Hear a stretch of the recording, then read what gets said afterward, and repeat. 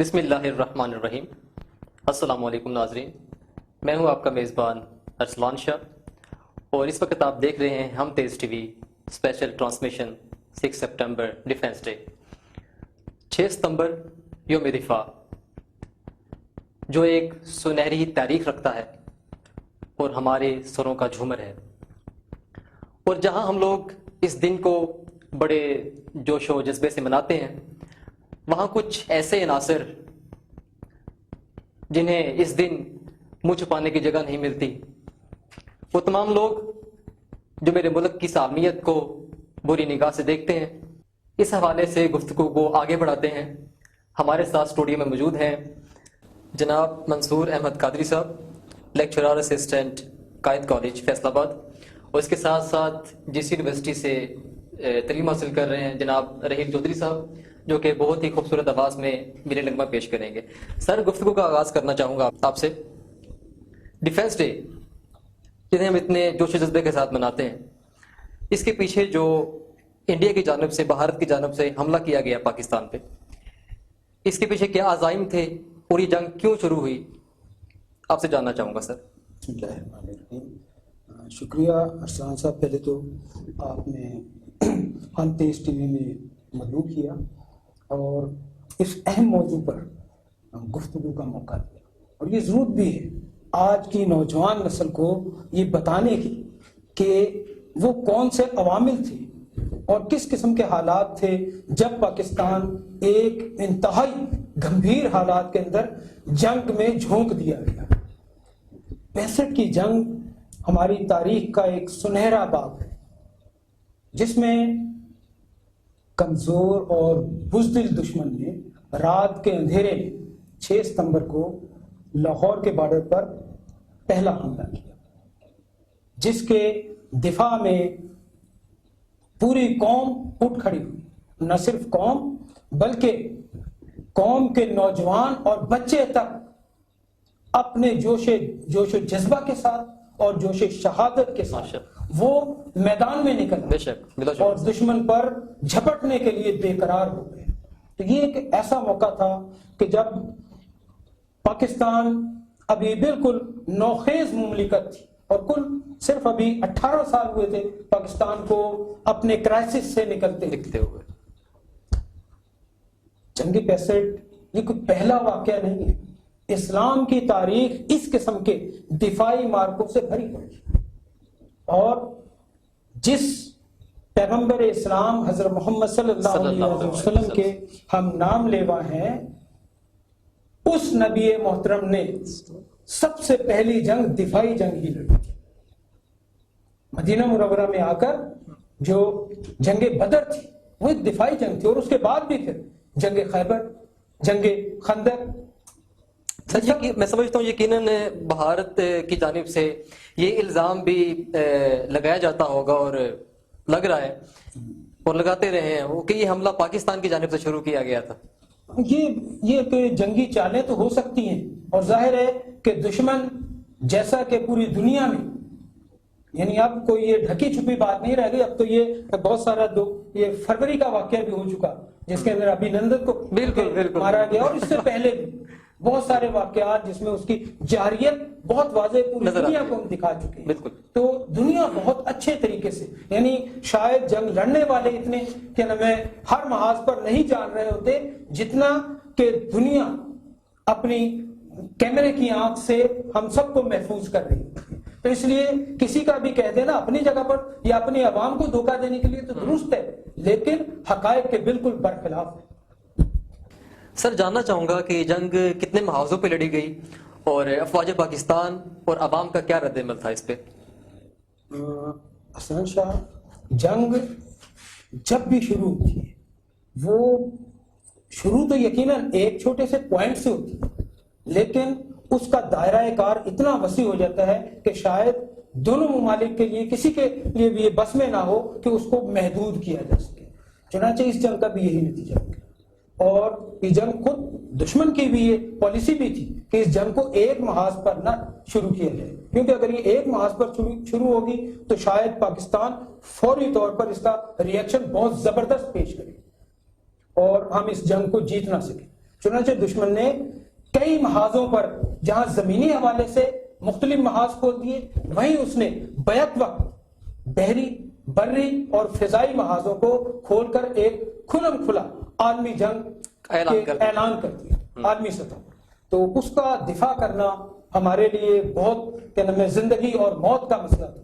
سر جاننا چاہوں گا یہاں پر کہ پاکستان کی افواج کی تو تعداد تھی اور انڈیا کی افواج کی جو تعداد تھی اس میں کتنا ڈفرنس تھا؟ پاکستان کی اگر افواج کا ہم جائزہ لیں تو پاکستان کی افواج کی تعداد نہ صرف بہت کم تھی بلکہ ویل ایکیوپ بھی نہیں تھی، یعنی اس کے پاس اسلحہ کی تعداد نہ صرف جدید نہیں تھی بلکہ مقدار میں بھی کم تھی اور تقریباً 110 کا ان کا فرق تھا۔ تو اس حوالے سے ہمارے پاس افرادی قوت، مین پاور بہت کم تھی، لیکن الحمدللہ کہ پاکستان کے پاس جو جذبہ جہاد اور جذبہ شہادت تھا، اس سے بھارت کی 110 پاور بھی ڈرتی تھی اور کانپتی تھی، اور اسے پتا تھا کہ یہ جب ہم پر جھپٹیں گے تو ہم اپنا دفاع نہ کر پائیں۔ یہی وجہ تھی کہ پاکستان کے جو دفاعی مارکے شروع ہوئے تو بھارت کو چند دنوں کے اندر ہی پتا لگ گیا کہ ہم نے کس قوم کو للکارا۔ یہ سر اس سے پہلے بھی جھڑپیں ہوتی رہتی تھی بارڈرز پہ، یا اس سے پہلے بھی چلتا رہتا تھا معاملہ، یا یہ اچانک سے پلان تھا، یا انہوں نے پہلے مطلب اس طرح کا شو کروا دیا تھا سلسلہ کہ ہم اس طرح کا کچھ کرنا چاہ رہے ہیں؟ نہیں ارسلان صاحب، یہ ایکچولی جنگ کبھی بھی نا حادثاتی نہیں ہوتی، ہم اسے حادثاتی سمجھتے ہیں، لیکن در حقیقت ہر جنگ پلانڈ ہوتی ہے اور اس کے پیچھے کچھ نہ کچھ ریزنز ہوتے ہیں۔ یہی وجہ ہے کہ جنگ 65 کے اندر سب سے پہلے سرد جنگ چل رہی تھی، 1948 کے اندر بھی پاکستان سے جھڑپ ہو چکی تھی۔ اس کے علاوہ جو ریاستیں تھیں، جوناگڑھ تھی، حیدرآباد کی اور دوسری ریاستیں جو آزاد ہو رہی تھی، وہ الحاق کر رہی تھی کچھ پاکستان کے ساتھ اور کچھ بھارت کے ساتھ، اور کچھ کو زبردستی بھارت کے ساتھ اٹیچ کیا جا رہا تھا جنگی طاقت کے حوالے سے۔ تو ان حالات میں سرد جنگ چل رہی تھی۔ اسی دوران پاکستان کارگل کے اوپر قابض تھا اور پاکستان نے اس پر قبضہ کیا۔ وہ جنگ کا سینیریو بنا، یعنی اس جنگ کا وہ سینیریو بنا کہ پاکستان نے مختلف، چونکہ پاکستان سمجھتا ہے اور ہم بھی سمجھتے ہیں ایز اے مسلمان کہ offence is the best defence, کہ حملے کی پوزیشن میں آنا اصل دفاع ہے۔ تو ہم نے کارگل پر جو ہمارا قبضہ تھا اس کو برقرار رکھنے کے لیے اپنی دفاعی پوزیشنیں اور پلاننگ پہلے سے کر رکھی تھی، جس کے اندر کھیل کرن کا محاذ تھا اور چمنڈا کا تھا، دوسرے ہلواڑے کا تھا۔ یہ سارے ہمارے ٹارگٹ پر اور میپ پر موجود تھے کہ اگر ایسا ہوتا ہے، بھارت کوئی بزدلانہ کوشش کرتا ہے تو ہم کس طرح سے اس کا ریسپانس دیں گے۔ تو یہ سب کچھ پہلے سے پلانڈ تھا اور ہم تیار بیٹھے تھے۔ اس طرح کہتے ہیں نا قوم جاگ رہی ہے، فوج ہماری جاگ رہی تھی۔ جیسے ہی رات کے اندھیرے میں 3 بجے بھارت نے 6 ستمبر کو حملہ کیا، پاک فوج نے اس کا بھرپور دفاع شروع کیا۔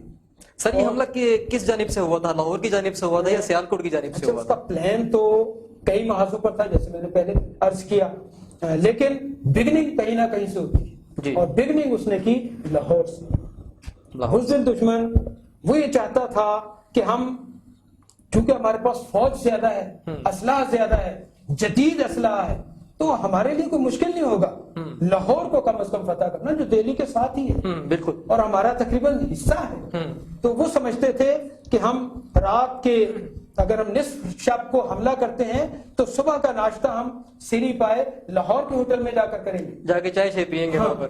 تو یہ اس کا ایک ارادہ تھا اور اس نے اپنے جنرل کو بھی، ویسے سر اگر دیکھا جائے تو ہم نے ویسے ان کی وش پوری کر دی ہے فروری کے مہینے میں، جب ان کا ایک پیلٹ آیا تھا ماشاءاللہ ہم نے اس کی خاطر توازہ بھی کی ہے، چائے پلائی ہے اس کو چائے پلا کے بھیجا ہے ہم نے۔ اس میں کوئی شک نہیں کہ ان کو منہ کی کھانی پڑی۔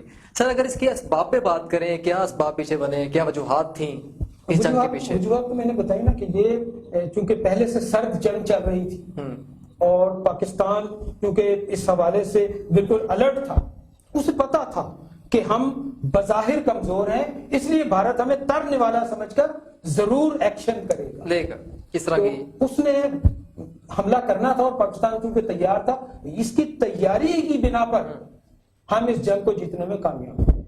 صحیح سر, بری محاذ پر پاک فوج نے کیا اسٹریٹجی بنائی, کس طرح سے فیس کیا, ڈیفینڈ بھی کیا اور بلکہ دشمن کو نہ کہ ڈیفینڈ کیا, ان کی جو حدود ہیں وہاں تک چھوڑ کے بھی آئے؟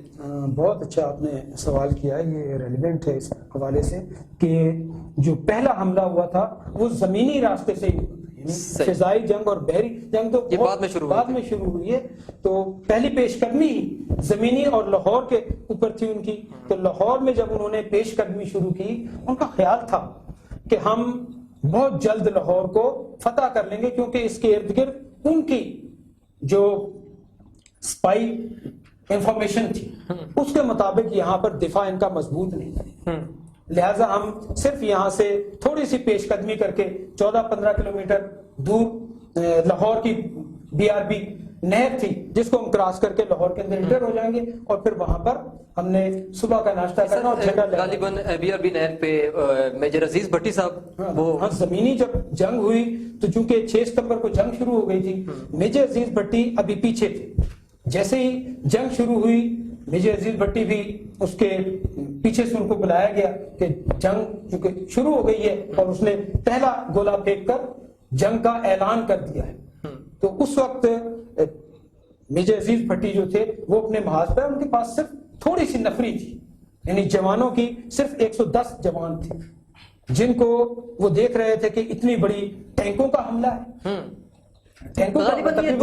دوسری جنگی عظیم کے بعد یہ سب سے بڑا حملہ یہ ہوا تھا ٹینکوں کی.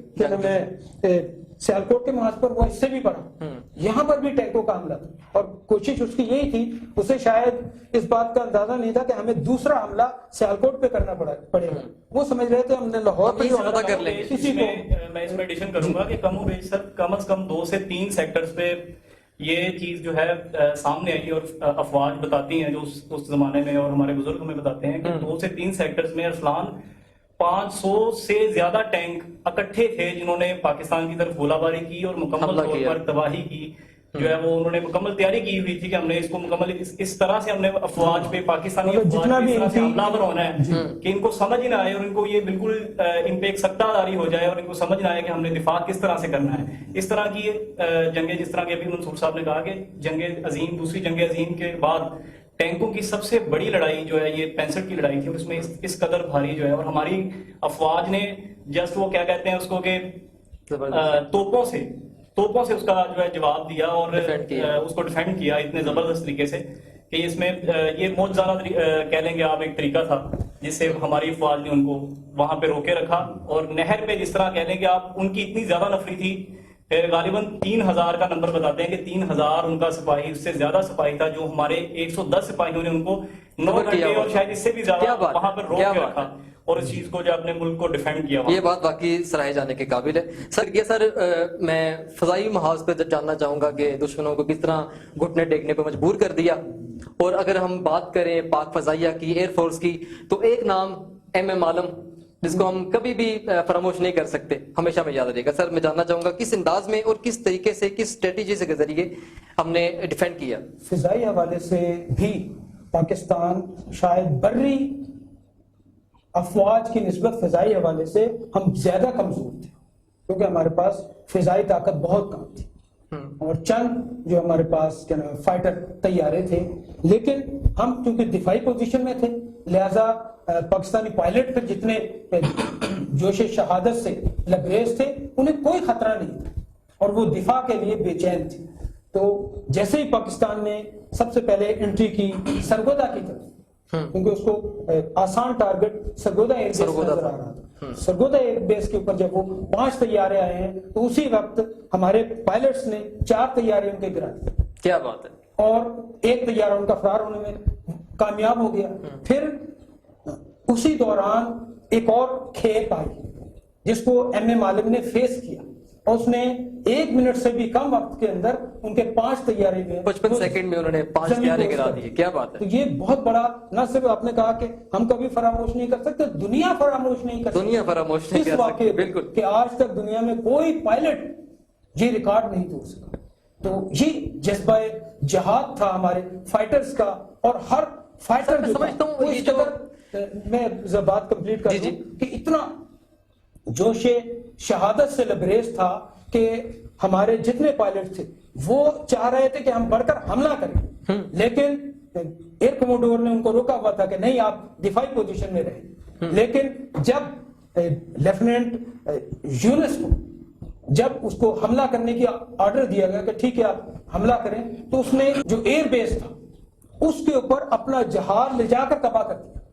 اس کا نتیجہ کیا ہوا کہ بھارت کا ایئر بیس جو ہے وہ دھماکوں کی زد میں آ گیا اور وہاں 15 جنگی جہاز وہ پلک جھپکنے میں راکھ کا ڈھیر بن گئے، یعنی اڑنے سے پہلے ہی ان کو نہیں بوس ہو گئے۔ کر دیا بالکل گیا۔ بالکل ایسے۔ اسی طرح اور فضائی حوالے سے بہت زیادہ کامیابیاں حاصل کی گئی۔ پاکستان کے جتنے ایئر بیسز تھے اس کے اندر الرٹ تو جاری کیا گیا تھا۔ بھارت کے جو طیارے آتے تھے وہ جیسے انہوں نے ابھی بتایا کہ راوی کے پل کے اوپر بھی انہوں نے بمبارڈمنٹ کرنے کی کوشش کی، لیکن وہ پائلٹ کو سمجھ نہیں آ رہی کہ میں کس پر کیا نام ہے حملہ کروں، یہاں تو 4-6 پل مجھے نظر آ رہے ہیں۔ اس وقت اب جو یقیناً ہے 4-6، لیکن اس وقت صرف ایک پل ہوتا تھا۔ اور ٹارگٹ یہ کیوں دیا گیا تھا؟ اس لیے کہ پاکستان کے پورے پاکستان کو لاہور سے کاٹ دیا جائے۔ یہ واحد راستہ تھا جہاں سے اس کو قوت مل سکتی تھی لاہور سے، تو اس کو کاٹ دیا جائے۔ لیکن اللہ تعالیٰ کی مدد اور نصرت ایسی تھی